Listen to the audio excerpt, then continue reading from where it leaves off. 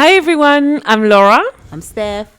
And welcome in the Sister Circle podcast. Welcome. The circle where as women we share, Learn, grow, heal, and thrive.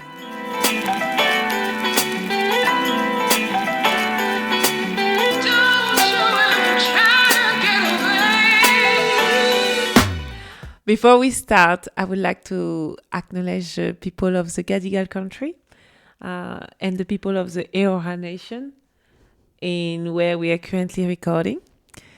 I would like to pay my respect to the elders, past and present, as well as emerging leaders.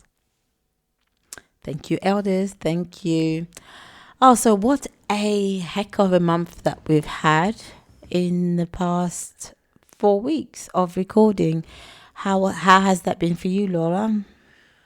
It has been good. It has been good. A lot of it's been happening. But before we dive into all we are, just a quick reminder for those that are just joining us. This is episode 8 and episode 4. It's what we call the pulse of our series. So it's the fourth and last episode of the series, where generally on the fourth week, Steph and I, we just sat and we just sit and we just check on each other, trying to see where we are, how we are. But before we do that, we also have the key takeaway of our guest spot. So the episode 3 that happened just before. So if you haven't had a chance to listen to it, jump back into the list and go and listen to the amazing guest spot that we had with Florence last week.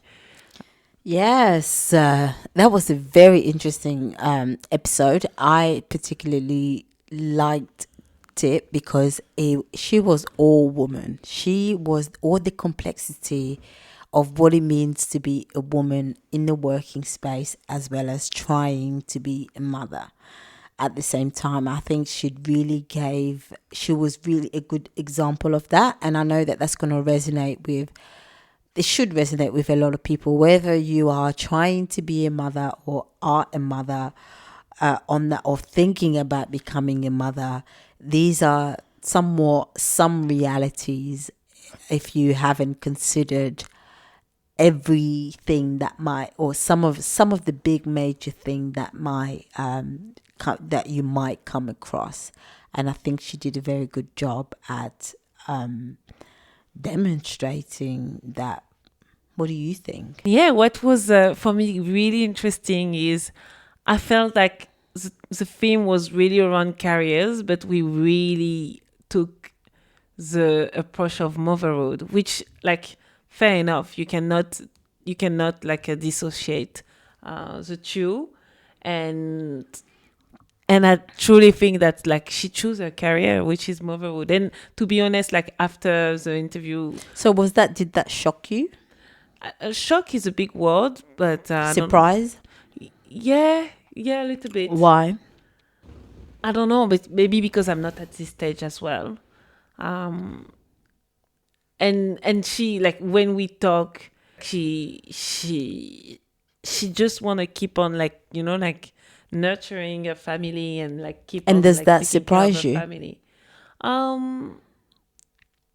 It's a bit conflicting with some of the things that she's been saying, but I think she's been saying because she's been craving sometimes I want to feel motivated, I want to feel stimulated, and then when we actually ask her where you feel what is the next opportunity that you're looking for? Oh, my kids. That's what she said at the end. Look, I think this is what I love about this circle is honesty. Mm-hmm. And as much as I wouldn't declare myself as a feminist, because I think feminism, that might be a shock to you, Laura. I wouldn't declare myself as a feminist because I think feminism comes with so many, it asks of a lot of women to deny some of the natural experiences that they might have just so that they can feel empowered. And I think that doesn't empower you.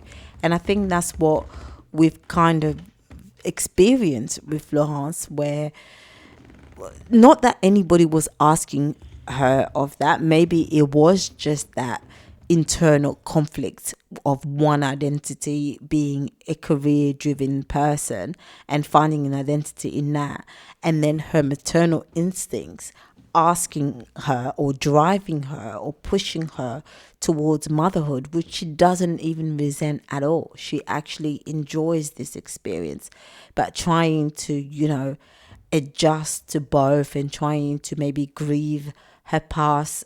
And it is only periodic. Yeah, that's what I was gonna say. Like, Yeah.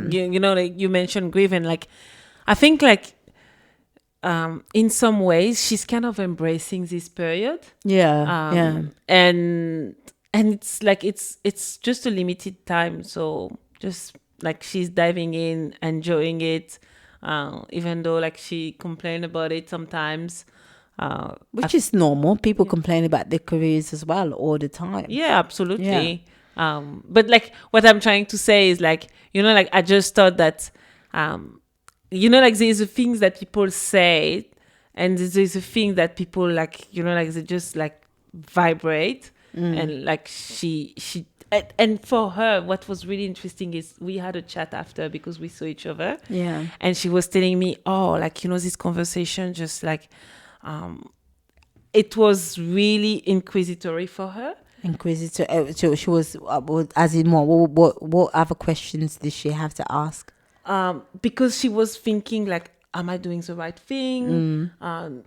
Do I really want to do that? Do I really want to like focus on my career? I just want to raise my kids at the moment. And I think in a circle like this is really to whatever we choose, because for me, true feminism is about being able to the freedom and the liberty to choose, and to choose in a way where you are not necessarily sacrificing yourself. By that I mean your overall well-being. So to try to do it all at the same time when it's costing you your health, physical, mental health, it's that is not commendable to me. I think you have to be able to choose you, and that means overall well-being. And I'm not even saying choose motherhood, choose this and choose that. That's overall without feeling guilty about it. Like trying to live like a shame and guilt-free life. And that's what the circle is really about, trying to encourage that no matter what your choice is. This is about choice. Freedom for me has always been the freedom to choose what it is that I want to do without thinking that I am missing out on anything else if I choose differently. Yeah, absolutely. And I think like for me, the question that I get, because like she's not the first person that like, like in my opinion, really, really into their career, and then they start to have kids and there's a proper shift, and like they really embrace the motherhood and they want to like take care of their family, and like in their careers it kind of like something that is in the background, at least for the time where the kids are really young. Yeah. And I'm just wondering, like, what is it? Is it like instinct? Is it Do you know what? This might sound a bit strange, or not even strange. This might sound a bit out there, especially for modern women. It maybe is instincts, and it sounded like for Florence it was instinct. But I think also, it's also in a way a duty. If you have kids and if you don't have to be at work, I think it's very unfair for the kid to miss out on a parent. I think it's really unfair that the kids also miss out, that they spend all of their days with nannies and daycare and etc., that there's not a present parent. Let's just talk about that for one. Like I'm not saying that if you're a single parent and you have to work, that's a complete, but if you have a choice to not do it, then I think that you should be with the children, not just the mother or the father. Like, like a parent. There should be a parent somewhere, if that is an option, while they are 3 years old or 2 years old. For the overall health of the individual, if you are deep into work and all of the demands that work requires of you, you then go back, you then go home with all of the demands that home requires of you: children, attention, homework, bath time, story time and stuff. Just how do you think where would you have a time for yourself? Like, where would you how would you cope? Like, how is that sustainable for a good mental health, to even have a good sleep, to even No, breathe? I agree. And I think like this maternity leave, like it's like I was watching this documentary, like it wasn't really a documentary, that's a snip video.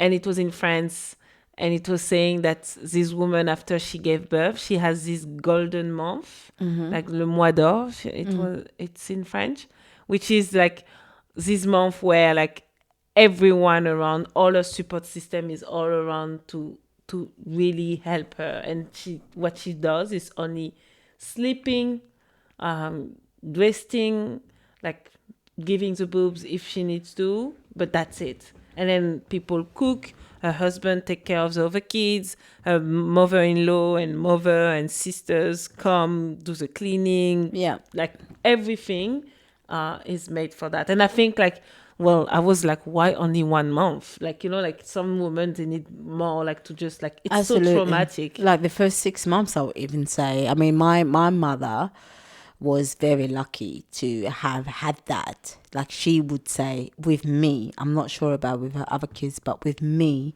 she most certainly had the village there, proper village, the village who loved her baby more than, or even similar, in the same way that she had. So she was, I think she only ever I only ever went to her for boob. That was about it.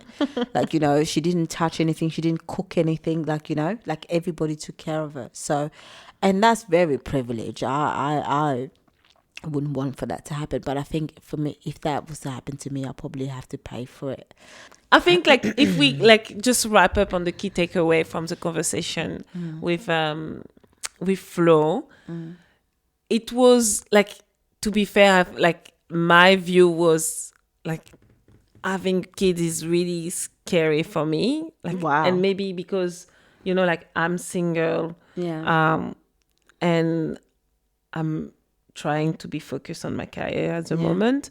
So then I'm like, well, that can be a bit daunting, and the impact that they're gonna have, and then like like I don't even know that, but like I feel like there is this sense of identity that you can lose. Yeah. And if anything, like from what I've seen with Florence, it's just a new identity that she's kind of embracing at the moment, and At kind least of trying to. Yeah, exactly. And trying to like assess what she can take, what she cannot take, and that's give like some good perspective, in my opinion. Like I saw that this is something that I observe, not just through my psychotherapy work, but through even life. I've observed it the whole time, like watching how the transformation that happens after you've become a mother, and when you're preparing to become a mother, and when you are raising young children. I see that you have to embark on a new identity. Absolutely. Definitely take the time to grieve your old identity, and you're never going to get that back. I'm not being you never, and that's the thing. We never get any of our identity back. Like, when I had my nervous breakdown, I was one person before that, and I was a different person, and I could have spent the time I was in the depressive state to say, I just want to go back to my old self. I can never be that old self again. I had a whole awakening. You have a whole awakening once you embark on a new identity, and you might not want your old identity back. There's some richness in being reborn as well. So, yeah. How are you otherwise? So the next segment. Oh, yeah, I am good. I am. I don't even know where are we? where are we in the week? I'm good in terms of the month. I've really enjoyed this series because this series allowed me to. Throughout the series, I've been reading Ikigai. For some reason, I haven't finished it. I've got 70 pages left because I just got distracted with something else. But I absolutely loved Ikigai. I love the idea, since this is an appropriate topic for women in careers. It was an appropriate time to read a book like Ikigai, where there was so much emphasis on how to have a fulfilling life, an enjoyable life. And that's what I've got for the first 100 pages. How to have a fulfilling life and enjoying what you do, doing something that you don't feel the need to retire from, because it just becomes part of your daily routine, and you get so much joy from it, and you learn from it, you grow as a person from it, So that what you does never need to retire. So what does that mean for you? Like, what do you need to put in place? Well, it for means this to it means not so much. It's more of a mindset and an attitude about what it is that I do, the things that I do, and how it evolves. Like whatever I'm doing now, my psychotherapy work, my salon work, whatever it evolves to, it should be something that I enjoy, that I grow from. I don't have to be stuck in the stress and hustle and bustle of it.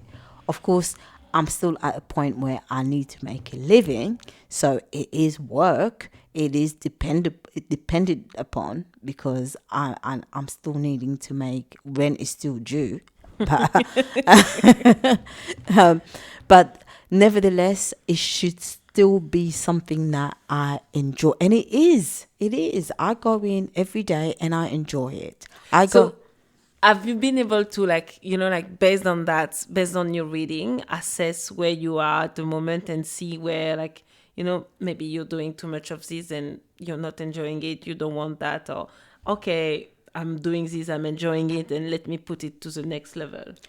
Yes, so I decided that a long time ago with the hair business, where at first I would do everything. I'll relax people's hair, Then I was like, no, I don't really enjoy that. I don't enjoy trying to install people's wigs. I don't even like it. I stopped offering that service. I still do weave extensions here and there. I stopped offering that service. Okay, why not the waves, and why relaxing? This, I want to deep dive into that. It's Because it just didn't. I just never really enjoyed doing it. I just didn't enjoy. I still do a few weaves. I still have like maybe 5 weave clients who come to me, and I'll still do that. But it's not in the same way that when I see somebody look at their hair and they love their hair, and they really, like the other day I did somebody's locks, and I curled it for them for the first time, and their face, yes, you still get that when you do someone's weave, but this is their hair. Like they were like, I never knew my hair can do this. That I love that. Like this is a part of them. So then, like, what you love actually is being able for people to reconnect with their inner beauty, their natural beauty, and it's not giving beauty. Yeah, and it's not giving so much importance in hair. It's just liking yourself as you are. Yeah. So even if somebody come to me, like there's so many of my clients where I'm like, you're gonna look so good with a shaved head. You look so good with a shaved head. Hey, don't say that to me, please. May this kind of like hairdresser don't come to me. May this never find me. No, yeah, I'll be like, you look so good because you got the cheekbones, da, da, da. Like, I would have that conversation. They'll be like, what? Really? No, no, I won't do that. Maybe I'll do a mohawk or something. I was like, no, I think you would suit a bald head. And I mean that from the bottom of my heart. Like, I mean it from the bottom of my heart when I say this. It's about liking you. So this is why I do this hair thing. And a couple of times I thought, I could go full-time psychotherapy and do workshops and do other things and do workshop in schools or other places. But do I want to do that? No, I don't want to do that. Again, so with psychotherapy, it's like I want specifically to work with body psychotherapy. I want specifically to work with adults. I want specifically to work in this particular, because this is where I find joy. I'm not just going to get a job and work in addiction in an addiction center. I don't want to do that. Mm-hmm.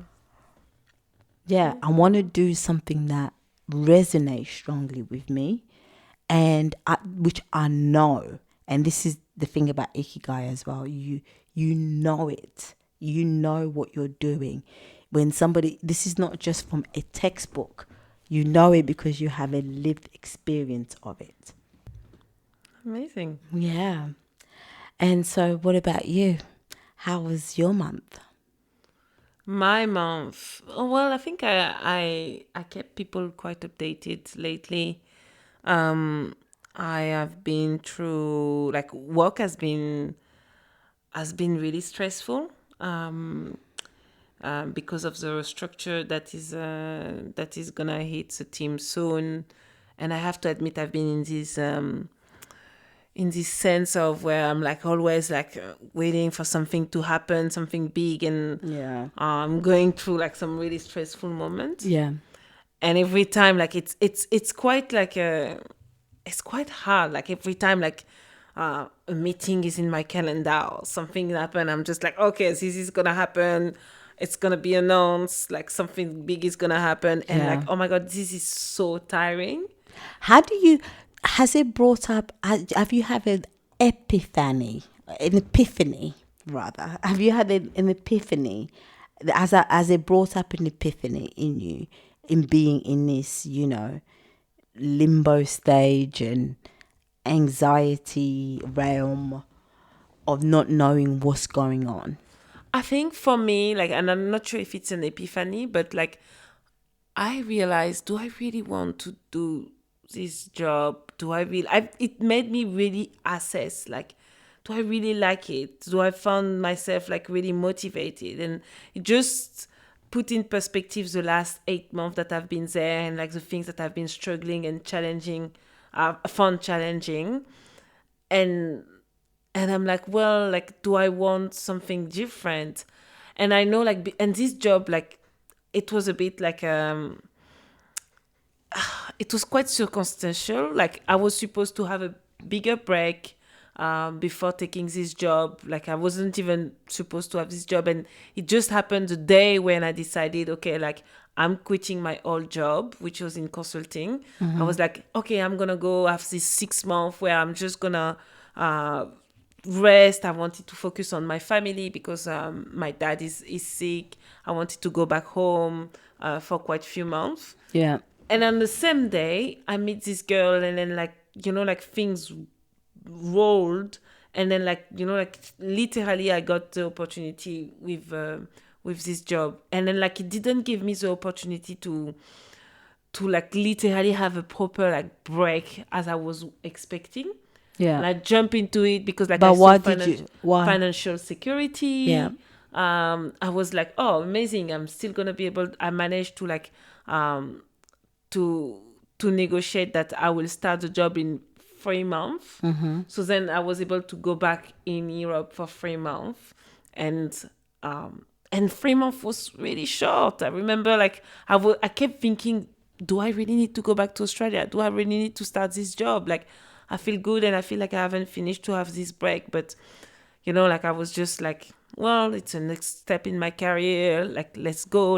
And I was like super happy as well of like the role that I was getting. But I think it was a bit too quick. and then the deception, not the deception, but like the challenges, working with the team when I arrive, and then just like just few things like commuting to the work. Whew, I found it so challenging that now I'm just like, okay, with this is happening, with that happening, maybe that's for me the time to just like, like rest, think about the things that I want to do, really properly assess, like, hey, like, you wanted to have a break. I wanted to go to South America. I wanted to like to travel a bit. I wanted to stay home. I feel like I did. I had the time that I needed with my dad, but like I want to like be able to like assess what do I want to do next, rather than just, okay, next role, next role, next role, without really thinking. And that gave me this opportunity to just like try to think about this. I don't think I still have a response, because the first thing that I did was like, well, I need to find another job. To be fair, it's because like I'm gonna buy my apartment. So I'm thinking like I'm gonna need money. So that's why. But like I'm trying to do it a bit smartly. In the role that I want to apply, I want to be really sure, do I really want it? So how can you be best prepared for, because it's not a matter of what is said, despite of what is said. Exactly. Yeah.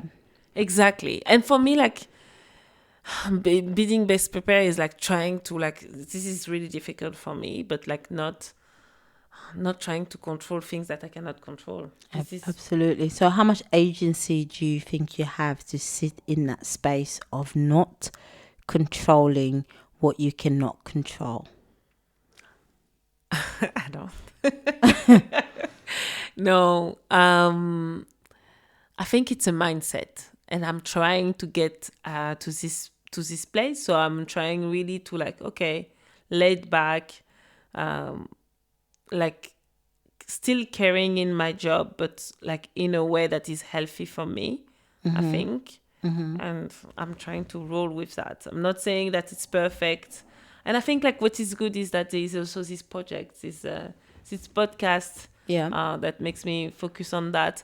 I was supposed to like focus as well on the triathlon, but this went this definitely went out of the agenda.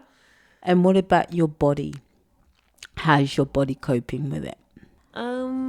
My body coping with it. I don't think I pay attention to that. Yeah. I think I pay attention to it only when like I can realize a stressful moment. Like I remember like, like 2 or 3 days ago, I was telling you like, oh, she put something in my calendar. This is it. The big news is gonna come in. Yeah. And I got super stressed, and I could feel I was so fidgety and like, and then after, like, it just happened that it was just a normal 101. And I felt so drained. Yeah. By like the feeling that I got, and just being so fidgety that I couldn't do anything after. And then that's when I could feel like what was happening in my body. But other than that, like because you mentioned about the triathlon not being you're not you haven't been training for it, or you haven't been focused on it? Yeah, but it has been really difficult. Like it has been really difficult. So those last 4 weeks I've been living in Bondi. I haven't been able to keep on my routine. Yeah. I went also to like some, like there is work, but this has been so many things. Like keep in mind that I'm still like, dealing with like a really sick parent. Yeah. And also all the admin that goes with it, with my siblings. Like I'm telling you, I'm not just Laura living in Manly and working in the energy industry. I'm a lawyer.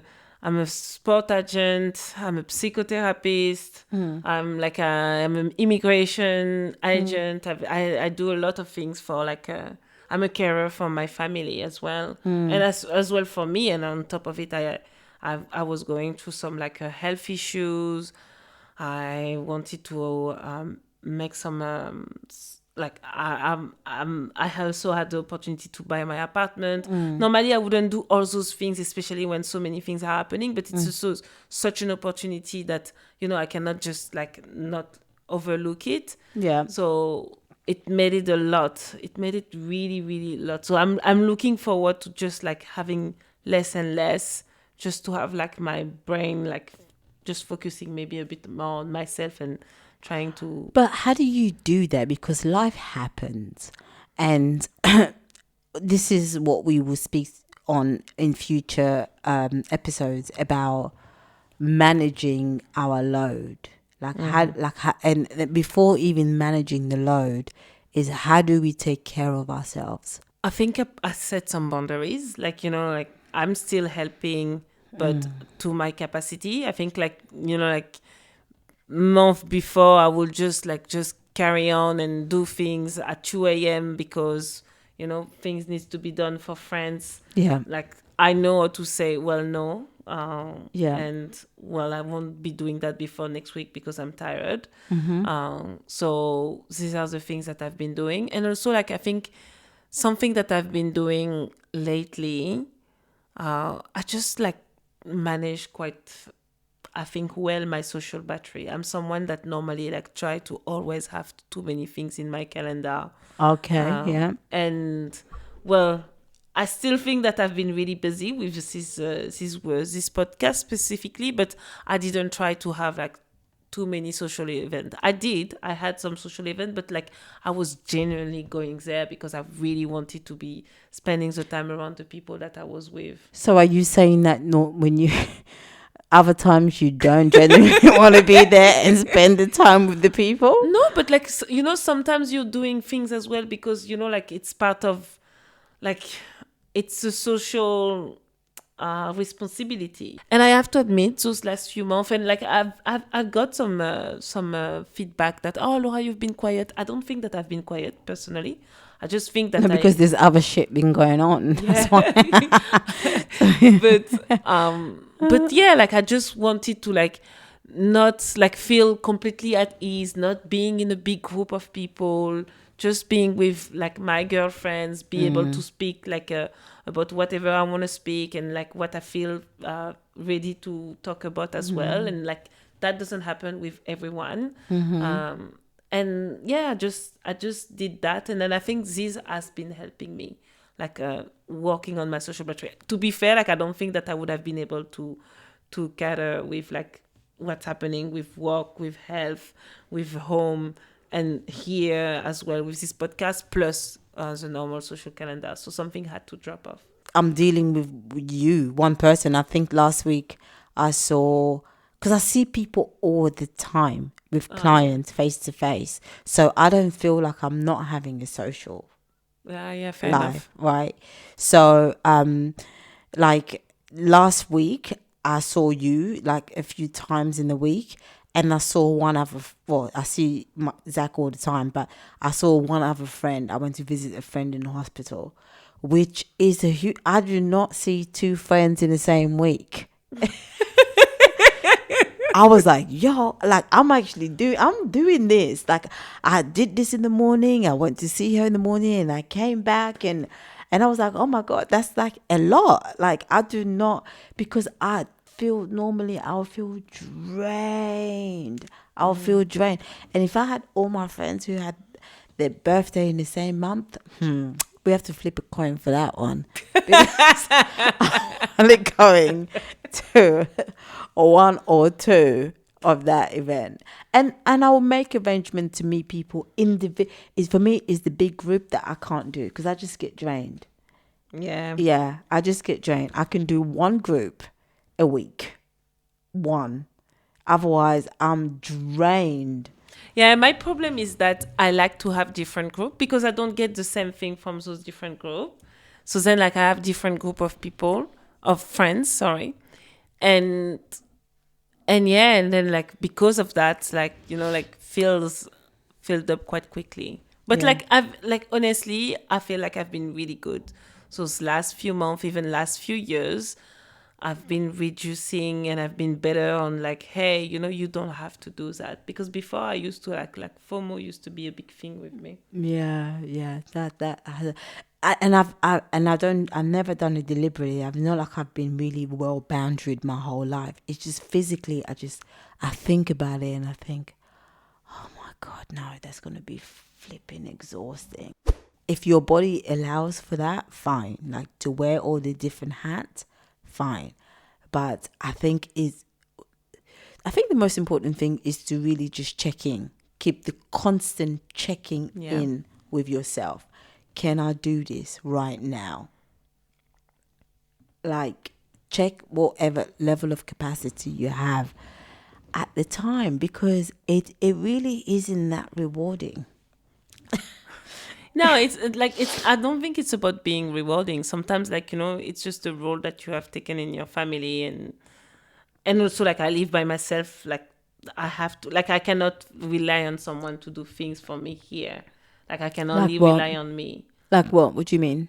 Like, well, if tomorrow I'm sick and I have to take care of myself, like I have to find out I don't know, like sometimes like you can just like, I feel like when you have a partner or when you're living with someone, like like you can like just have a bit of the mental load that you can just share, just looking for the right doctor, looking for the right clinic. Like I go through like some pretty big diagnostic, and I'm like, okay, well, now I need to find this, I need to find. I think this is a conversation for a different series, but there are some very interesting things about how men respond to their sick partner. There's a very interesting and it's not as what you think it is, and that's not too generous. Well, that's not the experience that I had. Thankfully, like I wouldn't say they were all perfect, but at least on this part, like even the one that gave me some good headache, like I felt that like sometimes like my problem could be like our issue. Like it will be a share, and even with the last one, the crazy one. Yeah, I can't say that I felt like that, but I definitely felt I can't say I felt our problem were our issues.